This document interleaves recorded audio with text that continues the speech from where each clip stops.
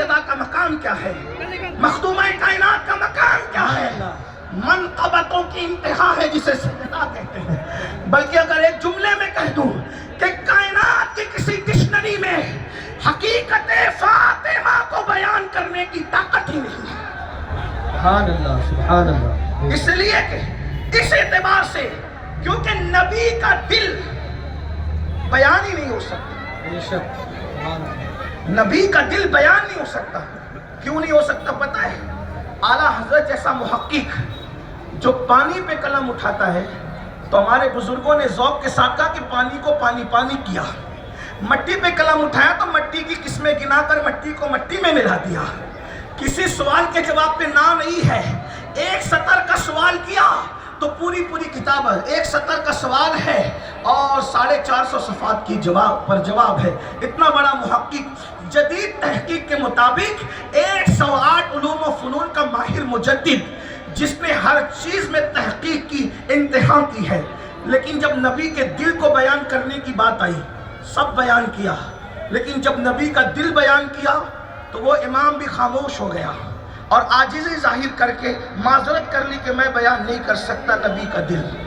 میں آپ کے سامنے بات رکھتا ہوں، اگر یہ مجمع اہل بیت کا ذکر سننے آیا ہے، تھوڑا سا آپ ہم سے دور ہو گئے، ہم آپ سے دور ہو گئے، مجمع اتنا دور نہیں ہونا چاہیے، ہاں حفاظت کے انتظامات ہونے چاہیے، لیکن یہ ہم لوگ کوئی ڈاکو اور چوروں کے درمیان تقریر کرنے نہیں آتے، انتظامیہ اتنا دور نہ کیا کریں، ہم اپنے محبین کے درمیان تقریر کرنے آتے ہیں، تو اس لیے ان سے اتنا بھی بچا کر رکھنے کی ضرورت ہمیں نہیں ہے۔ تو بہرحال آپ کی توجہ اگر میرے ساتھ ہے تو دیکھو، امام اہل سنت نے نبی کا حلیہ بیان کیا ہے۔ آپ سب کی توجہ چاہتا ہوں اہل منبر پر، اگر علم کے ساتھ عشق کا سمندر بھی آپس میں گلے مل رہا ہے تو اہل منبر کی دعائیں چاہتا ہوں، ان کی میں کوئی معلومات میں اضافہ نہیں کر سکوں گا۔ اعضائے مصطفیٰ کو امام کس طرح بیان کرتے ہیں، میں جلدی سے چند مصروں میں پڑھتا ہوں، اس کے بعد نبی کے دل کی طرف آتا ہوں، ذرا غور کیجئے۔ کہتے ہیں جس کے ماتھے شفاعت کا صحرا رہا وہ جبین سعادت پہ لاکھوں سلام، جس کی تسبیح سے روتے ہوئے ہنس پڑے اس تبسم کی عادت پہ لاکھوں سلام، جس کے سجدے کو محراب کعبہ جھکی ان بھووں کی لطافت پہ لاکھوں سلام، آنکھ جس سمت اٹھ جس طرف اٹھ گئی دم میں دم آ گیا، جس طرف اٹھ گئی دم میں دم آ گیا، اس نگاہ عنایت پہ لاکھوں سلام، نیچی آنکھوں کی شرم و حیا پہ درود، اونچی بینی کی رفت پہ لاکھوں سلام۔ بینی ناک کو کہتے ہیں، حدیث پاک میں ہے نبی کی ناک اتنی اونچی تھی دھار تلوار کی طرح لگتی تھی اور بہت اونچی لگتی تھی رسول اللہ کی ناک، اور یہ ناک کی انتہائی خوبصورتی ہے۔ نیچی آنکھوں کی شرم و حیا پہ درود، اونچی بینی کی رفت پہ لاکھوں سلام، پتلی پتلی گلیں قدس کی پتیاں ان لبوں کی نزاکت پہ لاکھوں سلام، وہ دہن جس کی ہر بات تو وحی خدا، چشمہ علم و حکمت پہ لاکھوں سلام، وہ زبان جس کو سب کن کی کنجی کہے اس کی نافذ حکومت پہ لاکھوں سلام، ہاتھ جسم تو اٹھا گلی کر دیا موجے بیر سماحت پہ لاکھوں سلام، اللہ اکبر کل جہاں مل کر جو کی روٹی کے ساتھ اس شکم کی کنات پہ لاکھوں سلام، جس کی آگے سرے سربراہ خم رہے اس سرے تاج رفت پہ لاکھوں سلام۔ ایک بات اور عرض کر دوں، اگر ممبئی والے شعر سمجھ سکتے ہیں تو سمجھے، کسی بھی شاعر یا محقق نے محبوب کی کمر بیان نہیں کی، اور جس نے محبوب کی کمر بیان کی وہ شرافت میں رہ نہ سکا۔ اللہ اکبر، محبوب کی کمر کا تذکرہ شاعر نہیں کرتے، محققین نہیں کرتے، اور جب کمر کا ذکر نکلتا ہے تو شرافت باقی نہیں رہ جاتی، لیکن یہ احمد رضا ہے جس نے نبی کی کمر کا ذکر کیا، اور کس شان سے کیا ہے، نبی کی کمر کا ذکر کرتے ہیں جو کہ عزم شفاعت پہ کھنچ کر بندھی۔ سبحان اللہ۔ اردو ادب کے شاہکار سجدہ کر رہے ہیں، تخیلات کو توجہ فرمائے، نبی کی کمر کا ذکر کس ندرت اور پاکیزگی کے ساتھ ہو رہا ہے، کہتے ہیں جو کہ عزم شفاعت پہ کھنچ کر بندھی اس کمر کی حمایت پہ لاکھوں سلام۔ سبحان اللہ، نعرہ تکبیر، نعرہ رسالت۔ اس کو پکڑو مائک ادھر۔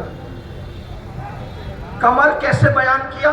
ممبئی والوں کو سمجھانا، لکھنؤ اور دلی کی خانقاہ میں پڑھتا تو اتنا سمجھانا نہیں پڑتا، لیکن ممبئی کے لڑکوں کو سمجھانا پڑے گا، کیونکہ وہ آ لینا اور جا لینا کی بات کرتے ہیں، وہ اردو زیادہ نہیں سمجھتے۔ میری طرح میں دیکھو، جب بھی کوئی آدمی محنت کا کام کرتا ہے تو محنت کا کام کرنے والا محنت کا کام کرنے سے پہلے وہ اپنی کمر کستا ہے. طاقتور پہلوان اپنی کمر کستا ہے, اور جب کوئی پہلوان کمر کستا ہے تو لوگ کہتے ہیں اس نے کمر کس لی ہے, یہ کام ہو کے رہے گا. توجہ ہے, دھیان ہے, بات سمجھ میں آئی؟ اب نبی کے لیے کون سا کام محنت کا ہو سکتا تھا؟ نبی کے لیے کون سا کام محنت کا ہو سکتا تھا؟ جس کی طاقت یہ ہے اشارہ کرے تو چاند دو ٹکڑے ہو جائے. سبحان اللہ. اتنے طاقتور کے لیے کون سا کام محنت کا ہو سکتا تھا کہ اشارہ کرے تو سورج پلٹ آ جائے؟ اس کے لیے کون سا کام محنت کا ہو سکتا تھا؟ امام کہتے ہیں جو کام کوئی نہیں کر سکتا تھا اس کام کے لیے نبی نے کمر کسی ہے, اور وہ کام کیا ہے؟ گنہگاروں کی شفاعت کرنا. اس کے لیے نبی نے کمر کس لی ہے. کون کہتا ہے ہماری شفاعت نہیں ہوگی؟ ارے فاتح خیبر کے مولا نے جب ہماری شفاعت کے لیے کمر کس لی ہے. نعرہ تکبیر, نعرہ رسالت, مستقے اعلیٰ حضرت مولانا سید خود ہی کہتے ہیں, کیا کہتے ہیں؟ شفاعت کرے حشر میں جو ہماری, سوا تیرے کس کو یہ قدرت ملی ہے؟ اور نصیر ان کے سوا ہے, نصیر ان کے سوا ہے. کون رسول ایسا جو بخشوانے پہ آئے تو بخشوا کے چلے؟ سبحان اللہ, سبحان اللہ. اس کا جس کام کے لیے لوگ سوچ بھی نہیں سکتے, اس کام کے لیے میرے نبی نے کمر کسی ہے.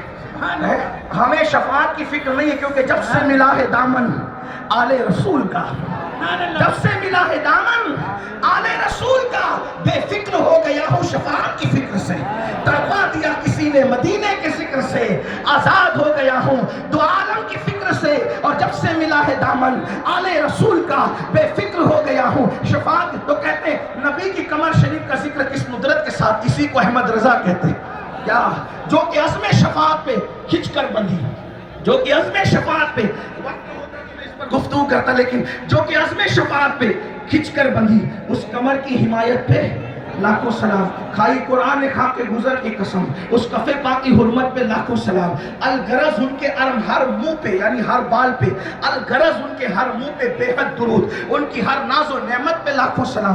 سب بیان کیا, کچھ چھوڑا, لیکن اب دل کی بات آئی تو سن. دل کی بات آئی, نبی کا دل, تو کہتے ہیں دل سمجھ سے ورا ہے. اس پر میں نہیں کہوں گا کہ بولو سبحان اللہ, میری عادت نہیں کہ ہر دو جملے میں کہوں سبحان. تو آپ کے عشق پہ چھوڑتا ہوں کہ بات سمجھ بھی رہی ہے اور اس کو کچھ کہہ بھی رہا ہے. ذکر اہل بیت پر گونگے بھی بولتے ہیں, پتھر بھی بولتے ہیں, ہاں, اور اہل بیت سن کے جن کے منہ خوش ہو جاتے ہیں یہ مومنوں کی نشانی ہے, جن کے منہ اتر جاتے ہیں یہ منافقوں کی نشانی ہے. یہ میں نہیں کہہ رہا ہوں, یہ صحابہ نے فرمایا ہے. ہاں, اللہ اور 14ویں صدی میں سب سے زیادہ جس نے ذکر اہل بیت کیا ہے اسی کو احمد رضا کہتے ہیں. سبحان اللہ. نعت بھی کرتا پڑتا ہے تو اہل بیت کے بغیر نہیں پڑتا. میدان جنگ بھی دیکھتا ہے تو وہاں بھی ان کو اہل بیت نظر آتا ہے. کسی نے کہا تلوار کیسی ہوتی ہے, وہ تلوار ایسی ہوتی ہے. توجہ ہے, تلوار ایسی ہوتی ہے. تلوار کہتے ہیں نا جس کے دل میں جو ہوتا ہے اس کو وہی نظر آتا ہے, جس کے مشکیزے میں جو ہوتا ہے وہی ٹپکتا ہے. امام نے کہا تلوار ایسے کیوں ہوتی ہے, تلوار ایسے کیوں ہوتی ہے. ممبئی والوں کو سمجھے, حیدرآباد میں یہ سمجھانا آسان ہے, تلوار ایسے کیوں ہوتی ہے.